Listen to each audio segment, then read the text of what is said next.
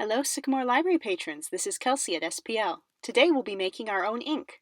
This is a really easy craft. I'm going to show you two different ways to do it, one with coffee and one with berries. Let's start with the coffee. So our ingredients are coffee, the stronger the better. I've made some very strong instant coffee right here. Vinegar, which will help keep the color from fading, and salt to preserve the ink and keep it from getting nasty. Coffee gives you a nice sepia stain, and I could just add the salt and vinegar now, but I'd like it to be a little bit darker than this. So first I'm going to boil this down on the stove, checking the color periodically until I'm satisfied.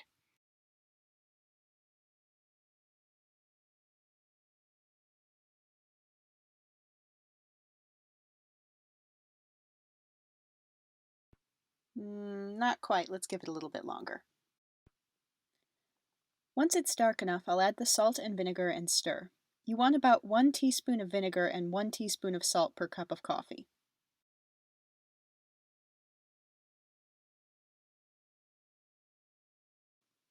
Let cool, then funnel into a jar with a tight lid. And that's all there is to it. Store your inks away from sunlight until you're ready to use them.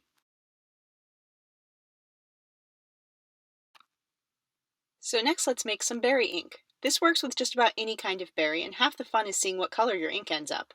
I've got a cup of frozen service berries here, but you could use strawberries, blueberries, or whatever else you want. They don't even need to be edible. You can also use fresh or frozen, you just need to make sure they're ripe. If you are using frozen berries, let them thaw out first. We will also once again need salt and vinegar.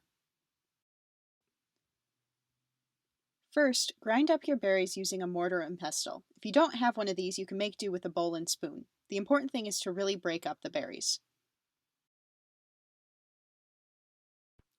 My apologies for any shakiness here. I'm trying to hold the camera and grind the berries with the other hand. Not as easy as it looks.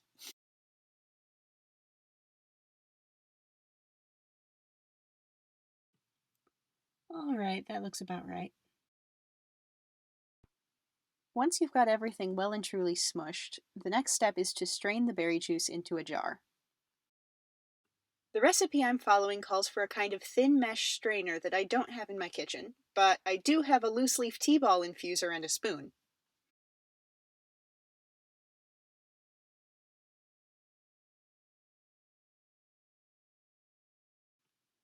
I put the open infuser over the jar and spoon the crushed berries in, then press with the back of the spoon. It works!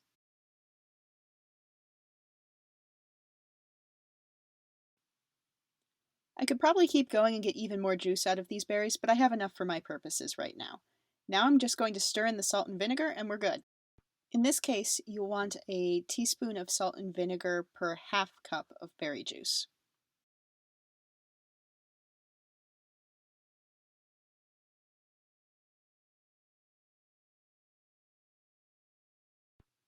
Once I've stirred this together, I'm going to do a color test on my watercolor paper.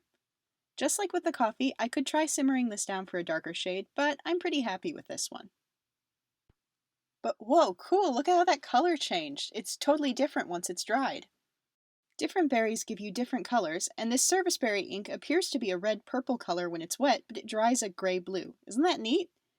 Too much sunlight will make these colors fade, so store your finished project out of direct sunlight. Speaking of which, let's test them out. I'm using brushes here, but you could also use a dip or calligraphic pen. I'm using thick watercolor paper because, well, these inks work a lot like watercolor. You build up color slowly, letting the paper dry between layers. I'm not a watercolor artist by any means, but it's fun to try new things.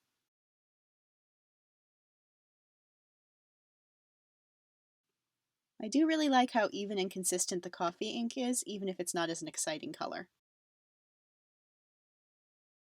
It also builds up after a few layers into a much richer hue, which is nice. The recipes I used in this video are from the book The Organic Artist, Make Your Own Paint, Pigments, Prints, and More from Nature by Nick Netto. Now that I've finished making these, I'm curious about what colors we might get from other kinds of berries. If you try out this craft, let us know. I'd love to see the results.